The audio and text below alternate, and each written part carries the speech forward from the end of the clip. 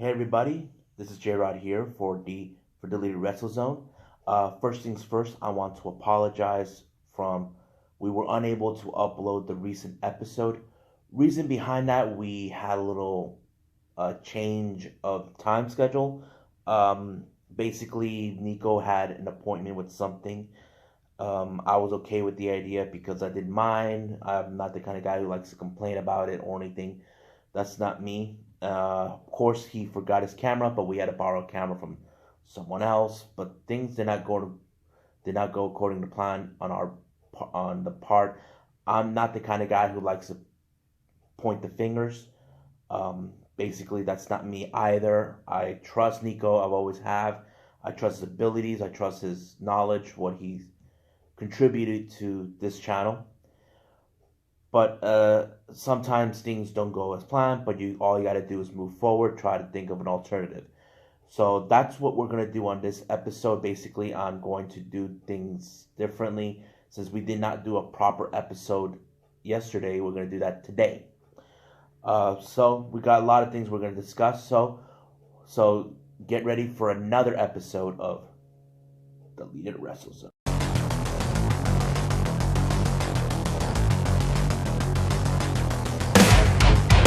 Are you ready? Get up, get up. Get up, get up. Get up, get up. Get up, get up. Get up, get up. Get up, get up.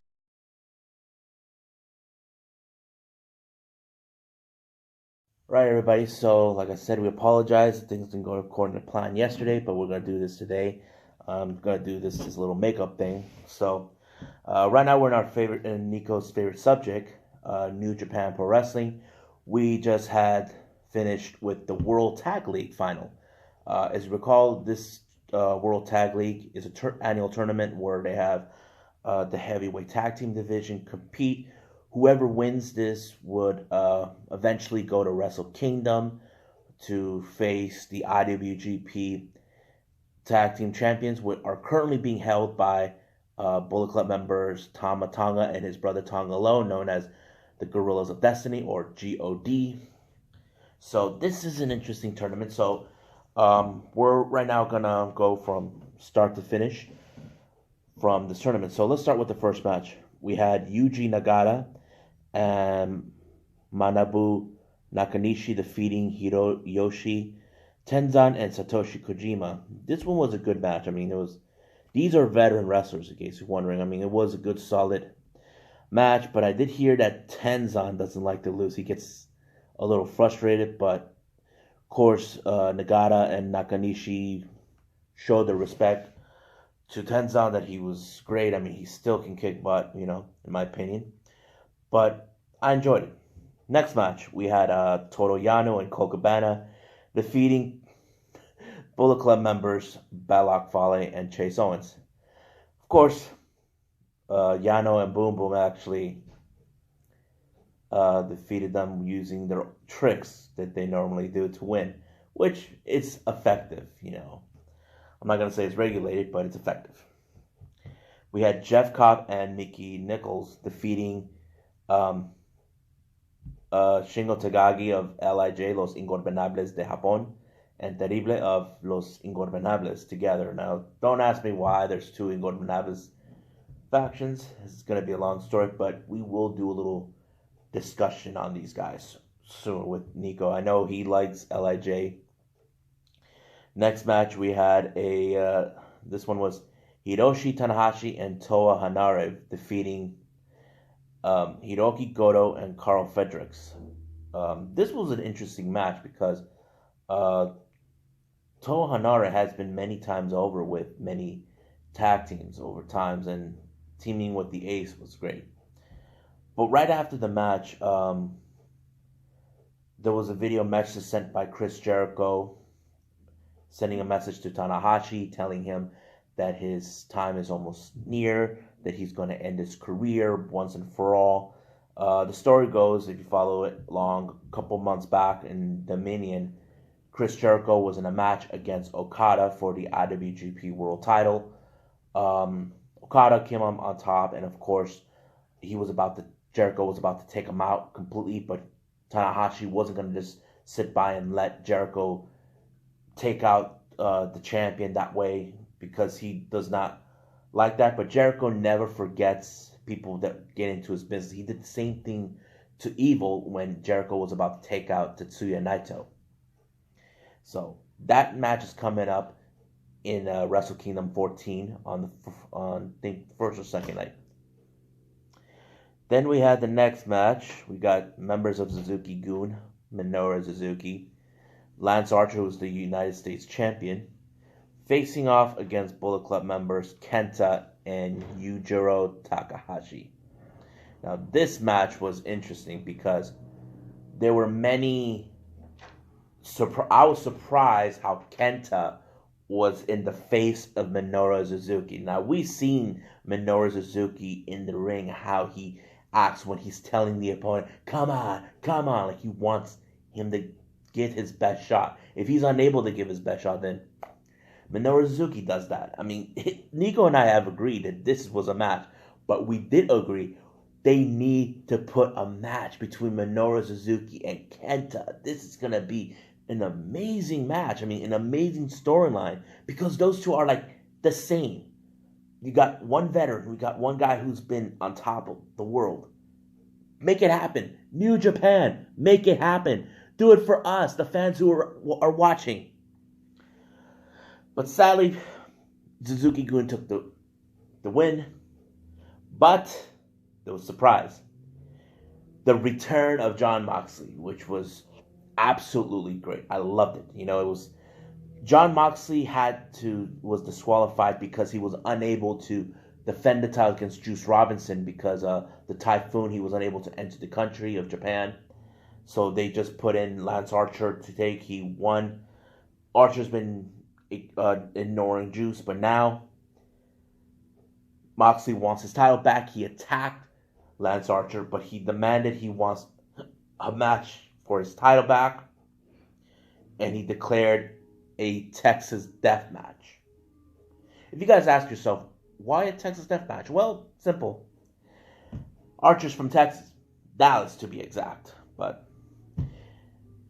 and the feud still continued all the way to the backstage to the post interview, but it was great. Then the next match we had Kota Ibushi, Yushin Thunder Liger, and Tiger Mask defeating Chaos members Kazuchika Okada and Roppongi 3 members Sho and Yo. And it was a good match, but Okada, through the entire time, what he was doing in this match, he was trying to bring out like that monster type Kota Ibushi, which is Kota Ibushi has always been by the book. He doesn't go to strength lengths to pull everything out, and that's always been who he is. But Okada wants him to bring out the best of him. Whatever you're holding back, like, let it out. He's been teasing him, taunting him for that. But you know, like the story he says, be careful what you wish for. Now, this is the same thing Minoru Suzuki did with Liger when he called out Kish and Liger. But this time we're seeing Kota going that way.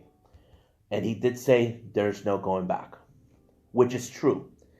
So this rivalry between Ibushi and Okada is going to take place in Wrestle Kingdom. And I'll get to that in just a bit. But after this whole thing with Ibushi and Okada exploded, Yushin Thunder Liger was about to give out his speech to Hiroshima, which was the last length of the tour of the World Tag League. He gets a video message from Lee, or as we all know him as Dragon Lee, and he was asking him to say how much he admired him, he looked up to him, and that he would love to be in his facing him for his final matches, you know. And of course, Liger was touched by those words. Now, let me stop here for a bit.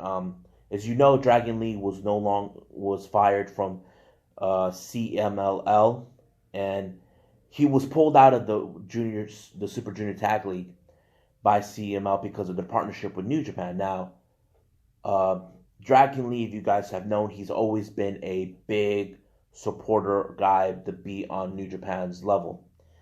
And recently, he now goes by Ruli in New Japan. Apparently, Ru stands for, in Japanese language, dragon, which is smart. He used that. But this thing was later revealed. Dragon Lee is now of interest. Ruli, it has a 1-year contract with New Japan. And I did tell Nico he somehow will find a way to be in New Japan. And he did. And I did. I was right. And he did. And Nico kind of realized, yes, he wants to be with New Japan. So there's no denying on that. Now, back to Liger. Liger was touched by Dragon Lee. He said that originally he already thought about the one person he wants to face. He said he never faced this guy, and he was referring to, I would like to face the man who broke his neck last year, and that person is the Time Bomb, Hiroshi Takahashi. Now, I'm excited for that match. I would love to see this, but we'll get to that in a bit. Then we had the semifinal. Chaos members Tomohiro Ishii and Yoshihashi defeating God, Tamatanga, and Tangaloa of the Bullet Club, alongside Jado. This was a match that I never thought I could see. I mean, I'm now seeing Ishii and Yoshihashi stepping up their game on this one because they're becoming a solid tag team. I know Tomohiro Ishii has been a singles competitor. Yoshihashi, he's trying desperately to be in singles competitor. He's working in the ring. I'm not saying he's a bad wrestler, but he needs a little more work, and now he's doing that as a tag team competitor. So that's how the match ended, with Chaos with the win. And then we have the final. We have Finjuice, consistent of David Finlay and Juice Robinson, defeating Los Ingobernables members Evil and Sonata. Now, this particular match was important for two reasons. Now, let's start with LIJ. Evil and Sonata have been already 2-time winners of the World Tag League, last year and the year before that. Now, people were putting their money on Evil and Sonata, believing they could win this year, making themselves 3 times. I mean, I wouldn't mind, because they are a great tag team in New Japan. I'm not going to lie about that. But Finjuice, on the other hand, they're like a Cinderella story, in my part. David Finlay and Juice Robinson, they've known each other since they were young lions in New Japan. And we have seen them grow. And David Finlay, if you guys don't know who he is the son of Fit Finlay. He doesn't use like that Irish gimmick like his father does. He decides to step on his own, do things his way. Because we have seen things like that in the past with wrestlers who have sons to follow them. But David Finlay didn't do that. But of course, once the match was over, we had many of the New Japan roster, like some people who are not involved with any of the other stable factions like Chaos, LIJ, they come out. These are wrestlers. We had Togi Makame, Homna, Tenzai, and a few others. These are wrestlers that always looked out for Finjuice and their mentors, and they're very proud that they accomplished giving these Gaijin wrestlers, a chance that they're going to go for the IWGP Heavyweight Tag Team titles that will take place in Wrestle Kingdom. And I'm excited for this. So I know they probably give themselves a pat on the back knowing they have accomplished this. So that is it, what happened for World Tag League. Now let's reveal the card for both nights of Wrestle Kingdom 14. Let's start with one. The first match is going to be an 8-man tag team match, consistent with Tiger Mask, the Great Sasuke, Tatsumi Fujinami, and Yushin Thunder Liger versus Ryusuke Taguchi, Tatsuhiro Fakahiwa, Shinjiro Otami, and Naiko Suno. Now that's match number 1 right there. Then we got the next match. We have LIJ members Bushi, Shingo Takagi, Evil and Sonata versus Suzuki Gun members El Desperado, Tai Chi, Minoru Suzuki, Zack Sabre Jr. So that's match number 2. Third match, Chaos, Yoshihashi, Toru Yano, Tomohiro Ishii, and Hikari Goto versus Bullet Club members Chase Owens, Yujiro Takahashi, Balak Fale, and Kenta. Next match the schedule for this one. Now, these next matches are title matches, so keep up, please. For next match, we have the IWGP Heavyweight Tag Team Championships. We have God, Tama Tonga Tangaloa versus Finjuice. Then we have the IWGP United States Heavyweight Championship in a Texas Death Match. Lance Archer versus Jon Moxley. Then we got the IWGP Heavyweight Championship. Will Ospreay versus the Time Bomb, Hiromu Takahashi. Next match, Intercontinental Championship, Jay White versus Tetsuya Naito. Now, this match in particular is part of the double champion matchup that will take place in night 2. So let's keep on moving. So keep that in mind. Make note to yourselves. And then finally for main event, the IWGP Heavyweight Championship match, Kazuchika Okada versus Kota Ibushi. This one also is part of the double champion match that will take place night 2. So that is night 1. It's taking place in Wrestle Kingdom. So let's go with night 2, which is January 5th. We have the Yushin Thunder Liger retirement match. Liger will be teaming up with Naoko Sano versus Bruli and the Time Bomb Hiroshi Tanahashi. Now that match, I'm very interested because I know that Bruli and Takahashi have faced off before, but I want to know how they're going to work together. And I forgot to mention this when we shoot yesterday, me and Nico, but now I can say it. Then we got the IWGP Heavyweight Tag Team Championships. Bullet Club members Taiji Ishimori and El Fantasmo versus Roppongi 3K, Sho and Yo. Then we got the British Heavyweight Championship. Zack Sabre Jr. versus Sanada. Then we got the IWGP Heavyweight Championship. Now, keep in mind, Juice Robinson is entitled for a match for this. So, whoever wins the match from night 1, either Lance Archer or Jon Moxley, will face Juice Robinson on night 2. So, keep that in mind. Make note to yourselves. Then we have the Never Openweight Championship. Kenta versus Hiroki Goto, which is going to be another interesting match. Now, here's a special match that was indicated. Now, this was going to happen after the match from first night.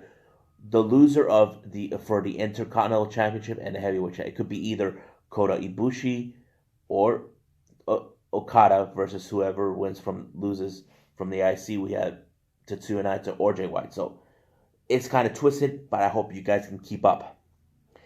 Then we got the special match. We have Hiroshi Tanahashi versus Chris Jericho. So that is another match we got to see.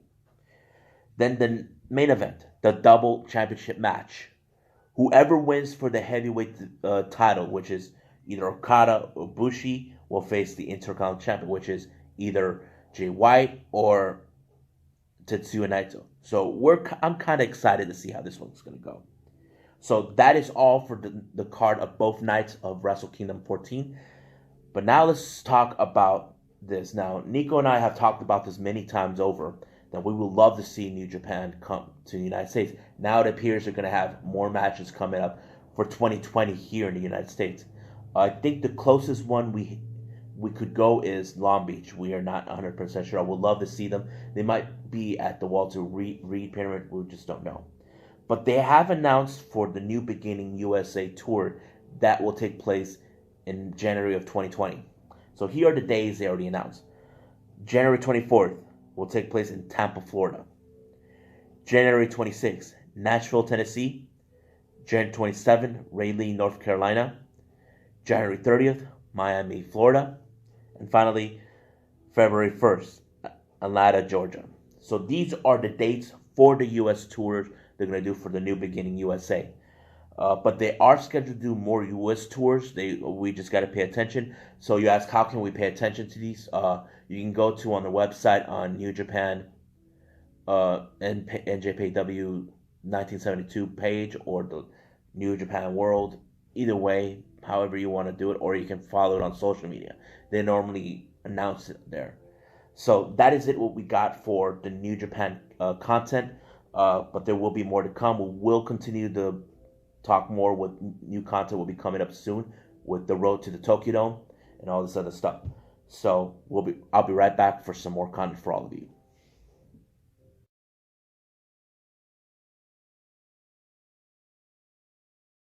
All right, guys. So right now, let's jump in with Major League Wrestling. They just recently had their MLW Fusion episode A7. So it starts out with the Battle Royale. Now there's a lot of wrestlers in there I can barely keep up, but we're just gonna skip ahead and reveal the winner. The winner is Grogan, who is the newest addition for Dynasty. This guy was introduced as a gift from Alex Hammerstone. If you recall seeing the video, he had Richard Holiday and MJF, who's by phone, watching this, and then when they saw how this gigantic man, they're like, "Holy cow, he is huge!" So he is the newest member of Dynasty, is a gift from Alex Hammerstone. So he won the Battle Royal, but Alex Hammerstone had that look on his face, like he was like, "Yeah, that's what we're talking about. That is what we need in Dynasty." And of course, Richard Holiday and MJF probably would think the same way. I mean, who wouldn't love a big guy like him joining? I know I wouldn't. I wouldn't. But so next segment we had is the interview with Tom Lawler. As you recall, a week before, there was a match between Ross Von Erich versus Jacob Fatu for the MLW World Heavyweight Championship. Now, what happened is Tom Lawler betrayed Ross Von Erich, and he gave his explanation why.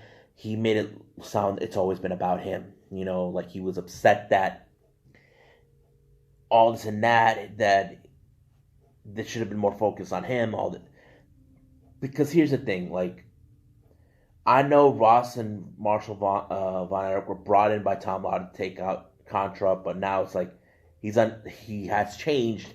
This has happened because he's no longer the champion, and it pisses him off that he's not that. And he wouldn't mind forming another team or bring back Team Filthy. I don't know. We just gotta wait and see. But I do know that the Von Erichs will get their payback on Tom Lawler for betraying them. Now the next match was interesting. Nico agrees with me too that this one was a swamp match in Florida. It was Savian Von Erich defeating Outlaw Leo Bryan. Like, how often do we see a swamp match? And I don't think we ever seen a swamp match with any of the other promotions. I can't recall. If you guys do, leave a comment below. I would, if you guys do. Then there was a recap of that thing with Ross Von Erich versus Jacob Fatu. I'm not going to go running fast, but we all know what happened. If you did watch it, then we caught on. Now, the next interesting thing, I even talked this to Nico, it's been revealed that AAA, the Mexican promotion, are now partners with MLW. Here's the thing. AAA is currently in partners with AEW and also have partnership with Impact Wrestling. I think Nico agrees with me. I don't think they mind working with multiple promotions in the US. You got Impact, we got AEW, and now MLW. I think everything is endless. I don't think it matters anymore with these guys. They're now becoming more of a global scale in their promotion. And I'm sure Nico would agree with me on this one. And then let's jump in with the main event. We had the Hart Foundation, Brian Pillman Jr. and Davey Boy Smith Jr. defeating Contra Unit, Simon Gotch and Hikaru Kwan alongside Joseph Samael. Now, I was okay with the idea, but I wasn't satisfied how it was with the members. I was assuming they were going to have all three Hart Foundation members, including Teddy Hart and maybe Jacob Fatu, but some things have changed. I'm going to get that right now. So that's what happened with this latest episode of MLW Fusion. So let's talk about this one thing. Now, MLW had not made an official statement about they just released Teddy Hart. To me, that was a bit of a shocker to hear that he was released. They did not say, a formal statement why, but I can think of many reasons that could have led to it. Either A, he got into a bit of an argument with someone from the officials, or he hurt someone from the locker room. Who knows? I can think of many scenarios, but they never made any a formal statement about that, which was very unusual. Then we finally get word ACH returns to MLW, and he signed a deal with these guys, but something happened afterwards. ACH posted on his Twitter he was quitting professional wrestling altogether, and MLW made a statement saying that they're not too bothered with this. They're deeply affected that this is happening to him, because we all know what happened with ACH when he was Jordan Miles in WWE. What really happened? I think he was feeling like, how do I say this? He was seeing the shady business has been happening in pro wrestling.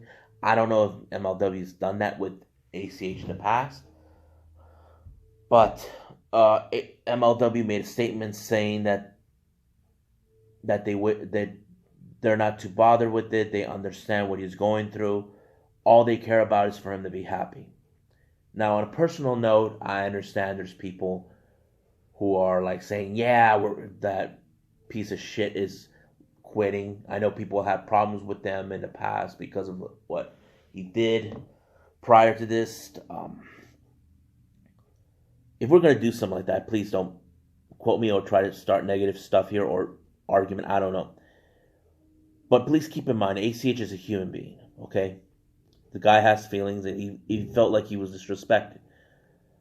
But we need to give him time to heal, find his new path, whatever he's doing. But if he decides to return to pro wrestling, I know MLW will welcome him back to the company with open arms, and I'm excited for this. The latest news happened that I just found out recently today with MLW. They just have Alicia Atud. I'm really happy with it because I'm a fan of hers. You know, I've been watching her. She has appeared with Impact. She's appeared with AEW. I can't wait to see more of this. So that is what we got for MLW. We'll throw in some more content of them soon, but let's continue on with the episode.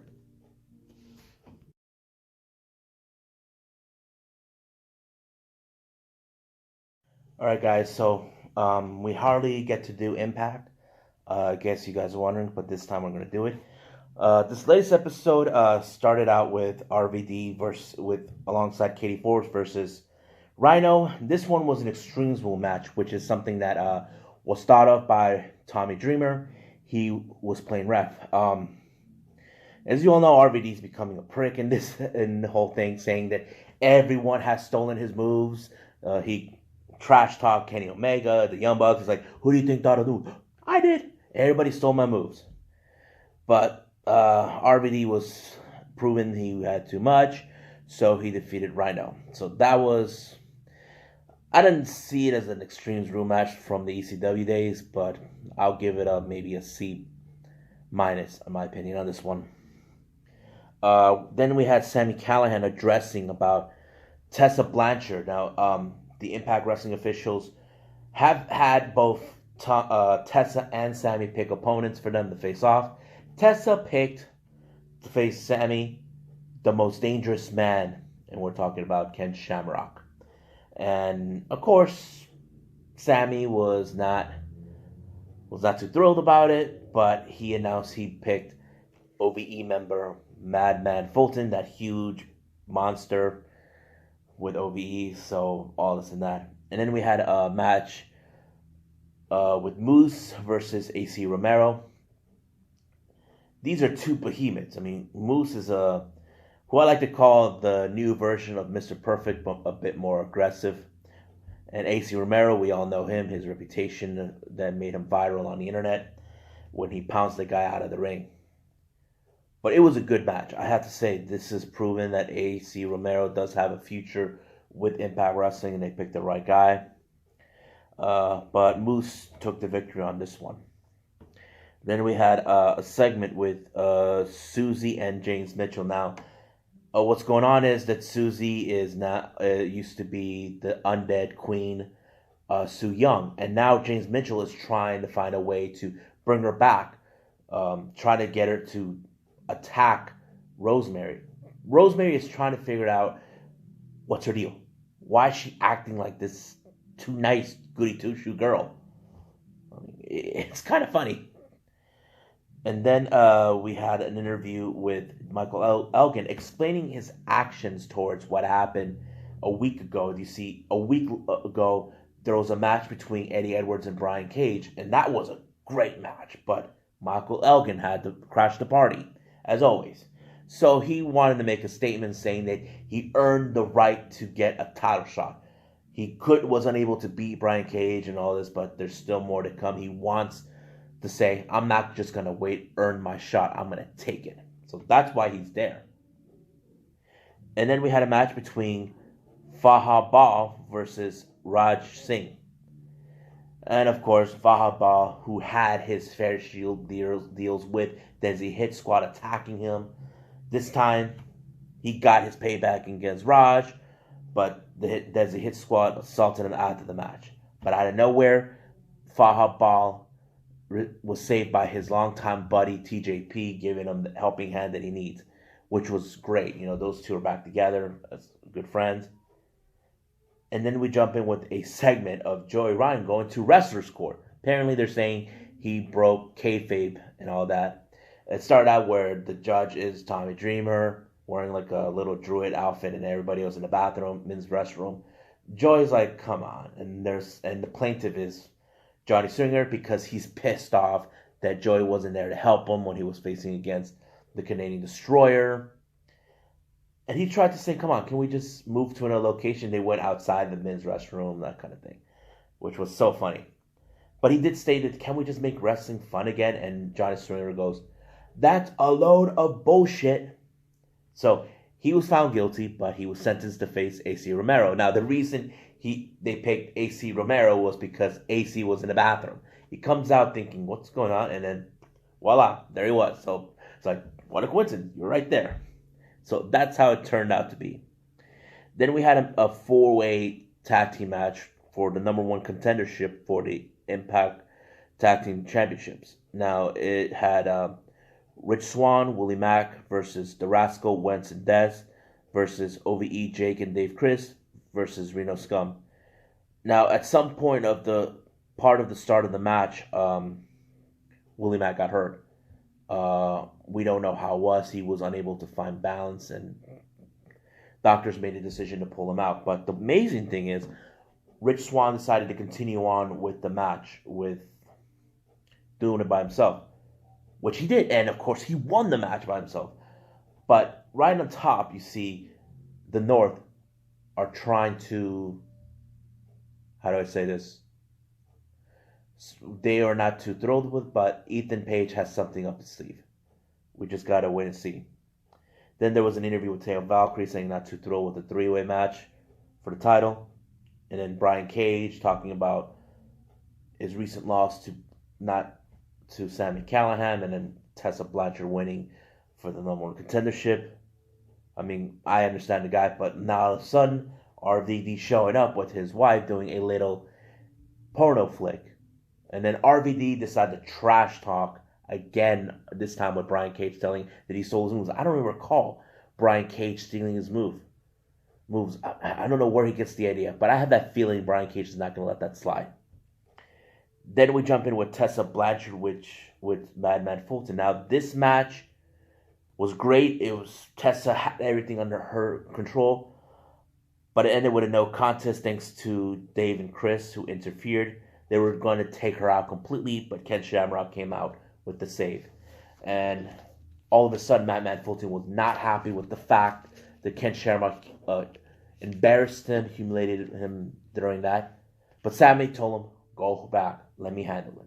Which he did, but Ken Shamrock had everything on his pocket, but Fulton shows up and knocked him out. And Sammy completely lost control over this, but he took out Ken Shamrock, which was bad. And I think Sammy is starting to see he can't control his monster. but we just gotta wait and see what's gonna happen next week because Sammy's not too thrilled to face Tessa whatsoever. So we'll see what's gonna happen next week. So I'll be right back for more wrestling content for all of you. So be right back. Bang.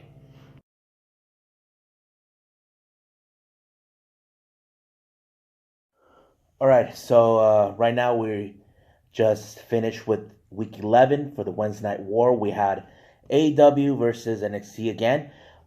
This is the ratings and the views have become very interesting.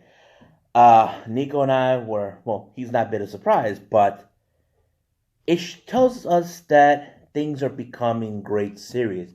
That there are good things coming in for both shows. If you guys want to know the views from both shows, surprisingly, it's a tie.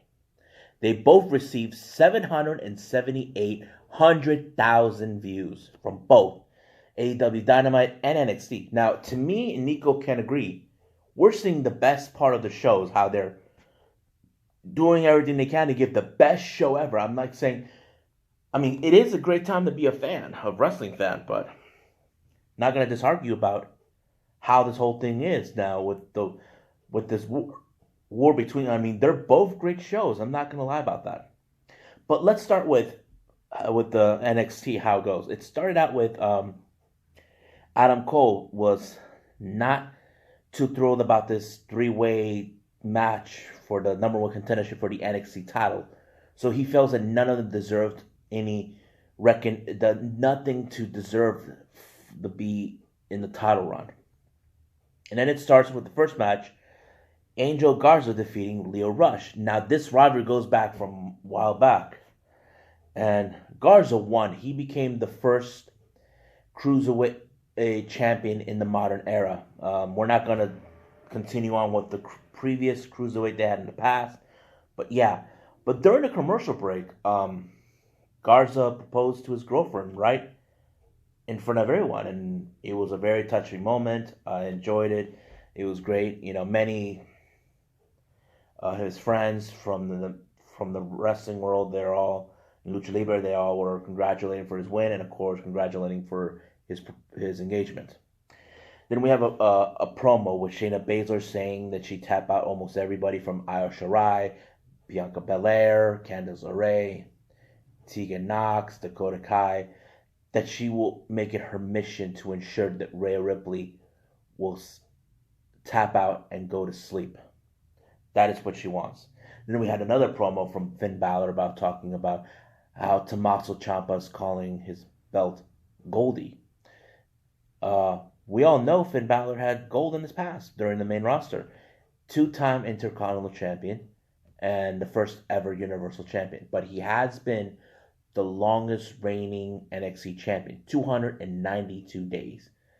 But he did state that his past will be his future. So he will be in a three-way match in a bit. So we'll get to that in a while. Then we had a little piece of clip that happened during the Performance Center where Cameron Grimes attacked Kushida. Now, what happened is a week ago, Kushida was scheduled to face Raul Mendoza, but Cameron Grimes stomped him. This is Kushida's return after 2 months, but Cameron Grimes wanted to be the welcome mat, you know. But it didn't go according to plan for Cameron. He felt embarrassed that he lost against Kushida. But Raul Mendoza, the guy he stomped a week ago, wanted payback. And of course, there was a match between him and Cameron Grimes.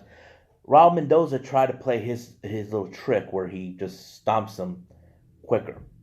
But he was too fast. But out of nowhere, here comes Kushida coming out distracting Cameron. And then Raul Mendoza took advantage of it and pinned him and won the match.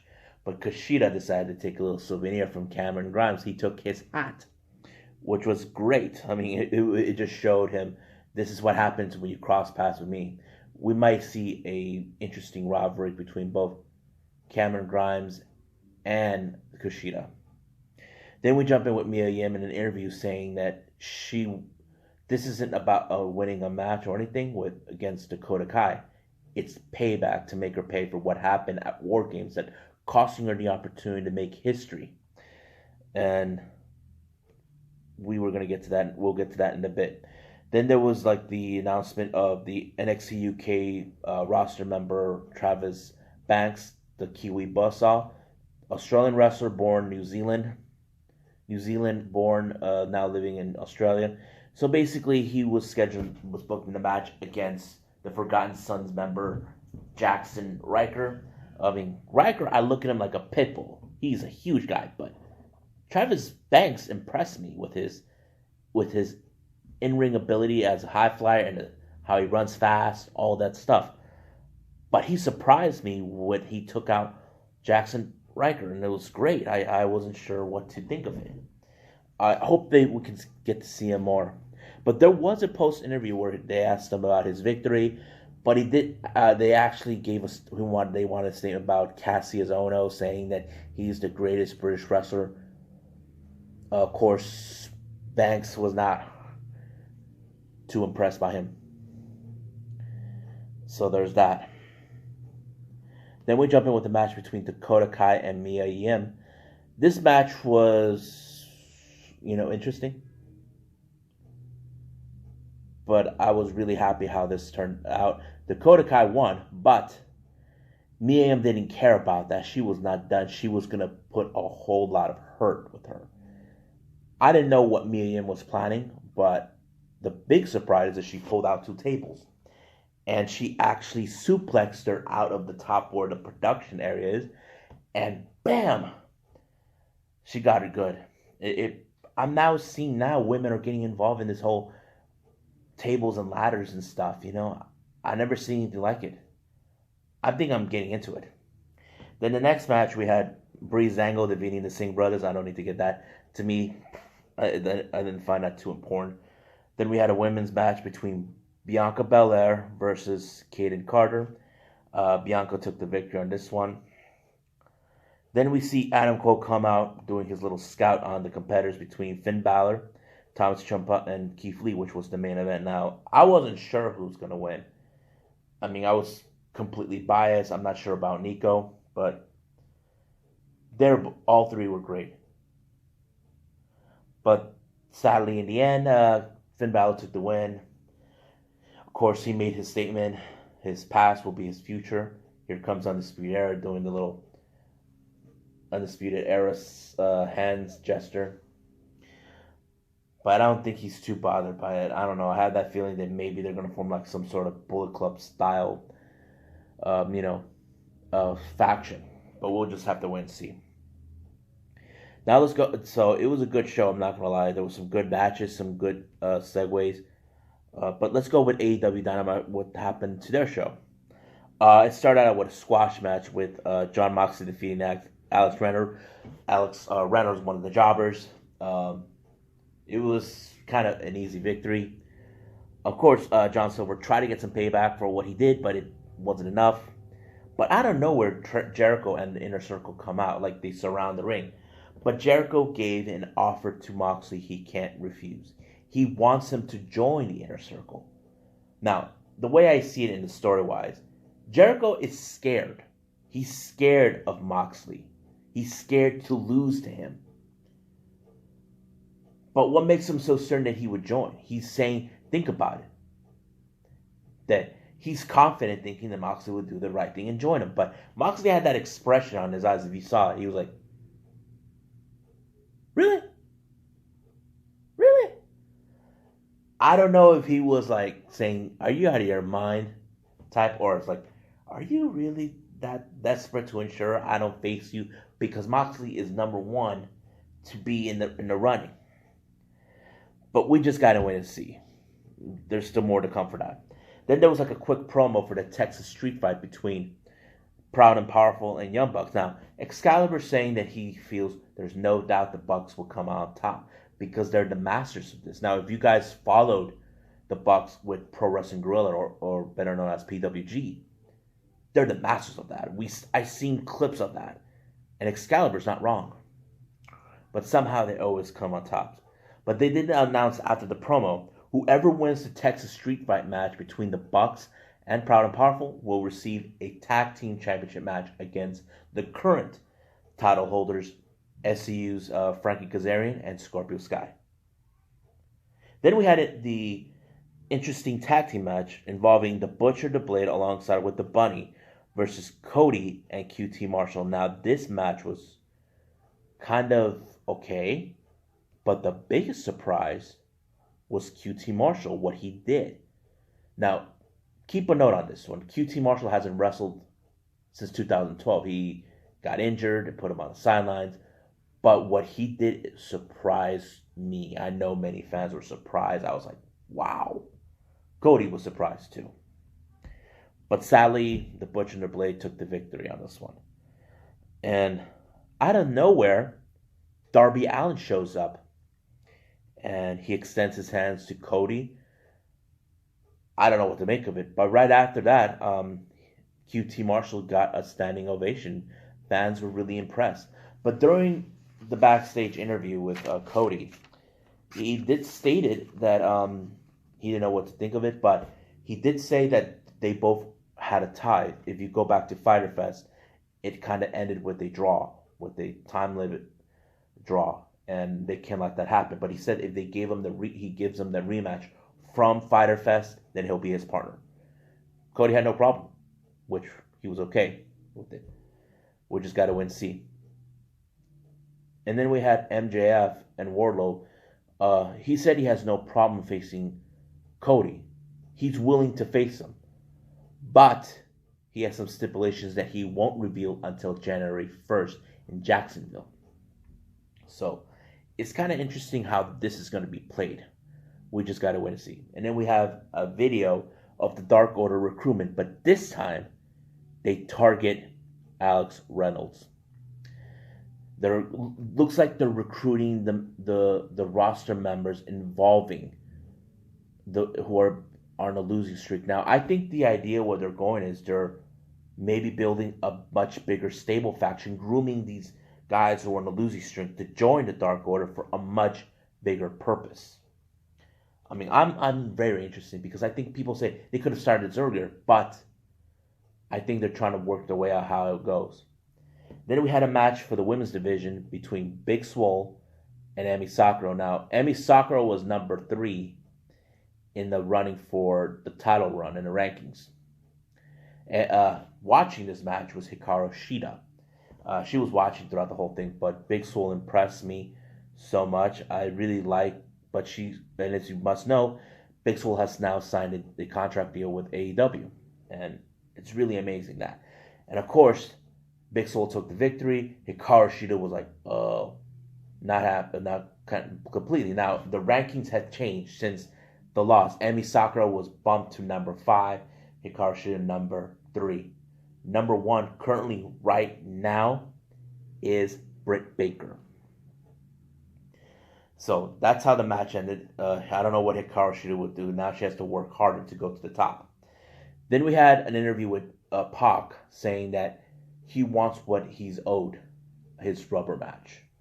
And he's warned them that if he doesn't get what he wants, the consequences will be on them on this one. I'm not sure what they're going to do. Then we go to a tag team match between Hangman Page and Kenny Omega versus Kip Sabian and Shawn Spears. But Penelope Ford was right there too.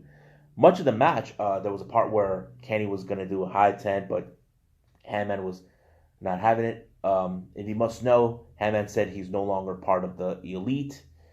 So we just got to see what's going to happen.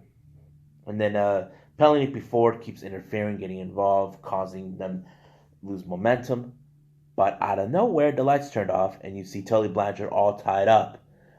All thanks to Joey Janela. It was so fun. And while Shawn is like Kip was trying to reach his partner, Shawn leaves, gets his hands on Joey, and they keep fighting on the way. People were like crazy how this one was going. It looks like they're going to have a rivalry between Shawn Spears and Joey Janela. But in the end, what happened right in the end, Kenny had the match under his control, but Hangman Page gave a blind tag, and he took the victory doing the buckshot lariat. Now, Kenny was like, what? Really? And then it's like, okay, win's a win. Like, there's talk that they may turning Hangman Page into a heel. We're not 100% sure if that's how they go, but if it is, it would be an interesting turn of events for Hangman Page's career on this one. Then we had a promo with the Nightmare Collective. Uh, Brandy Rhodes still wants Chris Sattler to join. If you recall, a week ago, they offered her an invitation, but a fan, turns out she was an indie wrestler, joined. She had her hair cut off. But Brandy goes out like saying the family needs to be completed and they still want her. But out of nowhere, there's a guy right there who joined, and it's still unclear who it was. We don't know who he is. I mean, I can speculate as much as possible, but I don't think I'm going to come close. I hope. But we'll see how that goes. But this new member is a male, not a female. Then we jump in with the match between Luchasaurus and Sammy Guevara. But the match, before it starts, Chris Jericho and Hagar showed up to do commentary, and they kicked Tony Schiavone and Excalibur out. You know, giving their opinion, saying that Luchasaurus is a piece of crap, all this, that he's all that. But you know how that is. And then, sadly, Luchasaurus defeated Sammy. Too bad, Sammy. Jericho and Hagar came out to give a beatdown to Luchasaurus, but all of a sudden here comes Jungle Boy giving a beatdown of his own to Jericho. But apparently something happened. Jungle Boy gave a hurricane on Jericho, and Marco Stunt come out, did a little pin. 1, 2, 3. That's the unofficial pin. I think that's a message for Jericho saying, I will last than 10 minutes, or maybe a little longer. Who knows how it's going to go. But it was great. Jericho's hysterical because he cannot stand to lose. He goes crazy. He did the same thing with Scorpio Sky. And now, the official announcement that happened in between after this match and before the main event, they announced the new pay-per-view called Revolution. And they announced the location and the date. Is going to take place in downtown Chicago at the Wintrust Arena on February 29th of 2020. Now, you ask yourselves, why not the Sears Center? Well, Sears Center probably will be the home of All Out. But Chicago will be the official home for AEW. Because if you all recall, All In, which I'm wearing a hat, was the start of what led to AEW. But hopefully we get to see this match. They haven't announced what it's going to be on the card, but we'll get to there. We just got to pay attention to that. And finally, we get to the main event, the Bucks versus Proud and Powerful in a Texas street fight. But before we jump in, the Bucks come out doing their little thing, and here comes Santana Ortiz along with Sammy giving a beatdown, and Cutler tries to help, but he wasn't enough. They put him through the stage, which was, damn. But the match was going great, you know. But they took out Sammy doing the Indie Taker on him on the stage. There's a moment where they put Santana Ortiz put a trash can on top of Nick. They were whacking him, but here comes Matt with a Dallas Cowboys helmet. Santana kind of like hits him like, ah! And then Ortiz tried to do with the ball sack. It didn't work either. And he tackled them both. It was so great. But in ringside, we see SCU, Kaz, and Sky watching. I think they're scouting who's going to be their number one contenders. Now, much of the match, it looked more like Bucks could win it, but Hagar shows up, pulls Rick Knox, and all of a sudden Nick tries to whack Hagar, but he got Rick Knox instead. And the match could have ended better, but it didn't. Dusty Rhodes shows up, getting his payback against Hagar. But once Matt has Ortiz in a pin, here comes Aubrey Edwards to come out the spot. Keep in mind, Aubrey Edwards is the new fan favorite. I'm excited for this.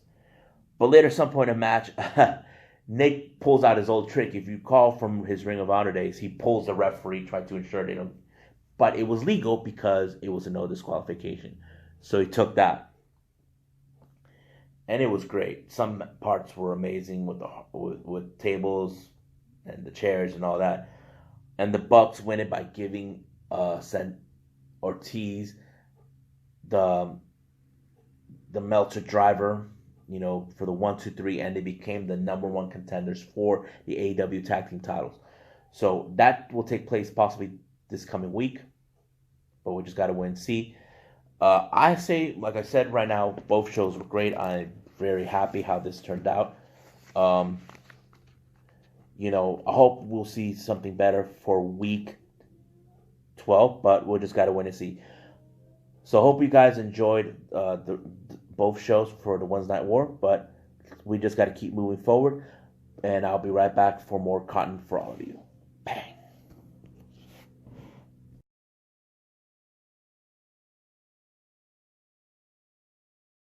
All right, guys. So match of the day we're going to talk about is Kenny Omega versus Dragon Lee. This took place in AAA for their Triple Mania Regia on December 1st of this year.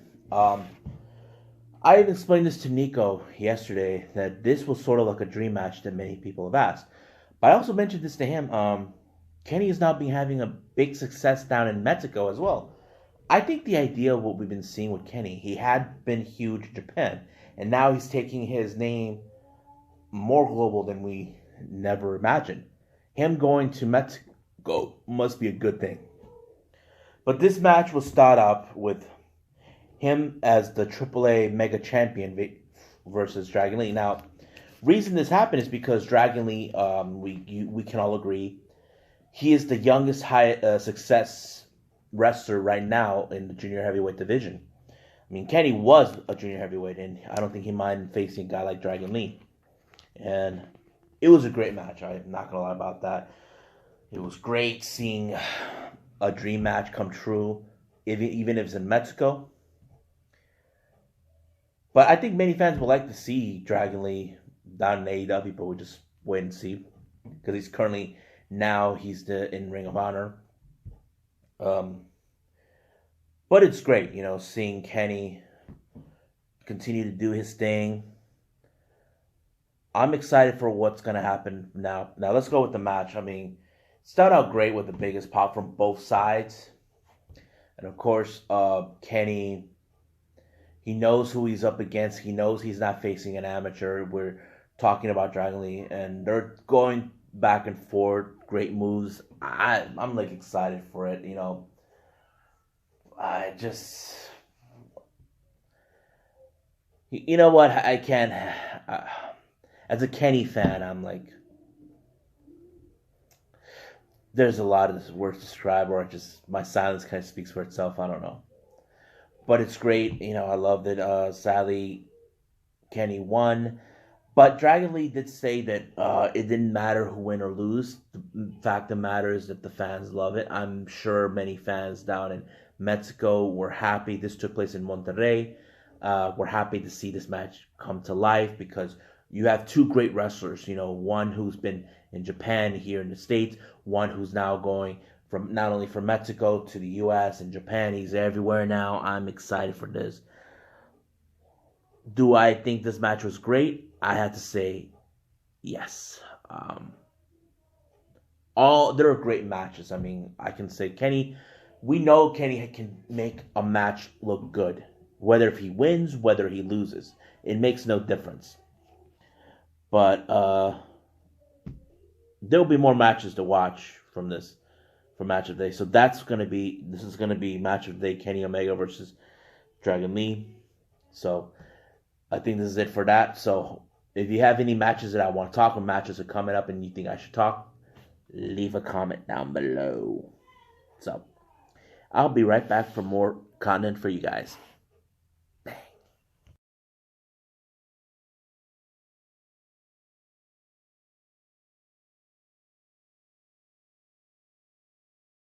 Alright guys, so here's a news updates I want to throw in for all of you guys. These are from different promotions, all this and that. For WWE, we received word that Dana Brooke, if you guys know, she's dating Dave Bautista. Yeah, it's a beautiful story about those two. Now, what you guys need to realize, Dana Brooke, there were certain things I never understood. Some point a year ago, she was in a relationship with the Boston Celtics basketball player, Enes Kanter. I don't know what happened. There was no word that they broke up or anything, but it never makes sense. Recently, she called him out, calling him a liar and a cheater. And I'm like thinking, ooh, did he did something to piss her off? That he cheated on her behind her back? That's the last thing any guy would need to do to piss a woman. But you probably ask yourself, why would she date a guy like Dave Batista? As you know, Dana Brooke has a thing for with guys who work out. She works out too. If you seen how fit she is. I mean, I would love to date her, but I don't think I would last maybe a week or two. But we'll don't quote me on that. But she asked Dave Batista if there's any good place to work out in Tampa because WrestleMania is taking place in Tampa, and Dave is native of Tampa. He said that there are, and he gave her the word and all this and that. But and she also put on her Twitter that she's out shopping for a dress for the Hall of Fame. If you must know, Dave Batista is now inducted into the WWE Hall of Fame. So I have to say this is a good romance story between both Dana Brooks and Dave Batista. I know Dana Brooke was still dealing with the loss of her boyfriend who died a couple years ago. I mean, I know it's not easy for someone like her to. I mean, sometimes you need to move on, but you need to ask yourself what that loved one who is no longer wanted. So hopefully she finds happiness with Dave Batista. Now on Dragon Gate, so we haven't talked much about Dragon Gate that much. They're just entering on their last pay-per-view of the year called Final Gate. Now, Nico find this interesting. Every pay-per-view Dragon Gate puts out ends with the gate or opens with the gate. That's what they call it, Dragon Gate. But this pay-per-view is called the Final Gate. Now, not much of the card has been revealed to me, but I am aware that they're going to have for the championship for the Brave Gate Championship. Currently, Ishida is facing against his former teammate, Jason Lee. As you know, Ishida betrayed Maximum, and he joined RED, who are currently now hold the majority of the championships that they have that's already there, and that's taking place tomorrow at tomorrow Sunday Japanese time. I wish there's a way I can watch it, but I'll find a way somehow. I'll internet or stream it or whatever. Now, interesting news came from AEW. They just had a surprise guest that made an appearance. Well, two. One was surprising. I already mentioned this guy before. Teddy Hart was spotted there. I didn't know that. We don't know if he's looking for a job with AEW. I don't know. I can't speak on that. But the next interesting is Vicky Guerrero, if you guys remember. Excuse me! Yeah, she was there, and social media is buzzing over this. But it did reveal afterwards, Vicky Guerrero is going to make a guest commentary for AEW Dark. If you must know, Vicky Guerrero is a fan of AEW. She loves what they're doing today, and she even had an interview with Brandy Rhodes on her podcast, Excuse Me podcast. So if you guys follow that, I read it. It was great. It was amazing. So I can't wait to see it. So that particular AEW Dark will take place this coming Tuesday. So pay attention to that. Next news coming from House of Glory. They just had their event 9. Yeah, 9. This event was special because it welcomed the return of the Amazing Red. And he was involved in the first ever championship match called the 6-Way Suicidal Championship match. Meaning he has to face 6 guys in the same time. It was great. He won. He actually became the first. Now, I don't know what's going on. I'm not sure if the owner, Master P, convinced him to come back because he did state that he was planning to retire, or was he giving some thought about Will Ospreay, about what he said to him back on the Super J Cup tournament that they both had together. I'm not sure, but hopefully more of what his return can explain to me, to the fans out there who are fans of the Amazing Red. But we just gotta wait and see. Now, as you know, today is the 14th of December. NWO is gonna have their very first pay-per-view, Into the Fire. Day and day I'm falling. So they just announced the debut of a brand new female to join the women's division, Tasha Steelz. Don't know who she is, but has been announced that she's now been booked to face Thunder Rosa in the match. Now, as you all know, Thunder Rosa is aligned with herself with Marty Bell and Melina. They're going to face against Allison Kay and Ashley Fox. Now, it was still unclear out of the three. We know Melina's going to be in it, but who's going to be on her side? Either Marty Bell or Thunder Rosa. But now it's been said that now she's booked against Tasha Steelz. It's going to be Melina and Marty Bell versus Allison Kay and Ashley Fox. So I'm excited for this to happen. So that's going to happen today. So hope you guys already pre-ordered. It ended on December 7th. If you haven't, then you have to pay $24.99. That's like $25. So, and then the final thing I'm going to talk about, this was interesting, that's been coming out. As you all know, Marty Scurll, the villain, how do I say this? He's no longer with Ring of Honor. He did make an appearance for Final Battle under his terms, and he is going to do the Final Battle Fallout.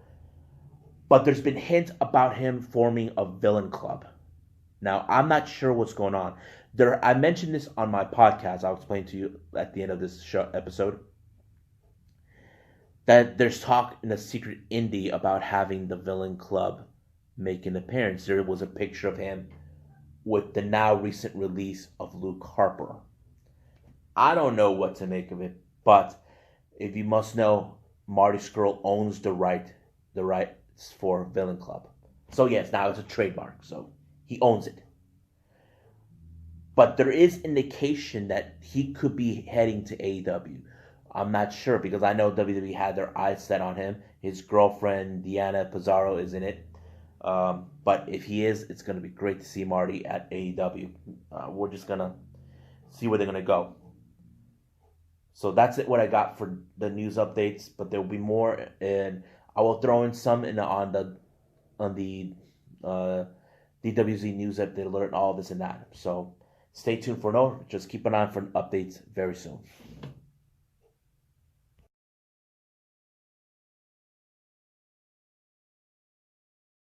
Alright guys, so the final thing I'm going to talk about, last time I talked in the last episode, I have a podcast now called DWZ Podcast with J-Rod. Basically, it's me. If you guys need to know, if there's some wrestling content I was unable to share with you guys here on the channel, I will put it on the podcast. I will broadcast, record it either every day or once every few days. Whatever, depends on what content I want to do about. There's a lot. Like if I haven't talked about DDT Pro Wrestling or All Japan Pro Wrestling or Chaos Lucha Libre, there will be more talk about that in my podcast. Now, you probably ask yourselves, what platforms is these being published? Last week I explained there were 5. So those 5 were Pocket Cast, Spotify, Radio Public, Google Podcast, and Breaker. Just recently, I just got an email saying that another platform picked it up, and that one's called Overcast. So, if you must know, you can catch me on these platforms whenever you guys can. I will throw in a lot more of this. Nico's not involved in this, but he does have his own podcast called Riding the High Horse. Kind of like, FU and the Horse You Rode and type of thing. But we'll see. But I will try to put an uplink, find his podcast, and put on the description down below for all of you guys. I may make an appearance on him. We talked about this yesterday. I feel like we want to talk about the movie Ghostbusters Afterlife on that one. That is going to be planned out soon. But I'm very excited for this one, how it's going to come about. So you guys, if you guys want to know, you guys can catch me on the podcast. You can, like I said, you can check out Pocket Cast, Spotify, Radio Public, Google Podcast, Breaker, and Overcast. So these are my podcast platforms I will be distributing. Now, final thing before I go, as you know, we had our shoot down at the Inner Sanctum that we actually threw it. That'll be we won't be in that room for quite some time because we normally are there on a certain time, but we'll be doing much of this in this particular room before we go back to that room. Um, so so basically, we'll be doing this here in this particular room. In the in the start, we'll be in the shed, but now it's going to be here because it's a much bigger place to talk about and all this. So keep an eye on those right now. We will be in this room. I apologize for not throwing the actual episode with me and Nico. There was technical difficulties. Sometimes things don't go as planned. But as I said before, the show must go on. We have to move forward, try to make up what we were unable to do. I'll make it up for all of you guys because I really like working with Nico and all this and that. But as for now, I must bid all of you adieu. I'm J-Rod, so I must say all of you goodbye.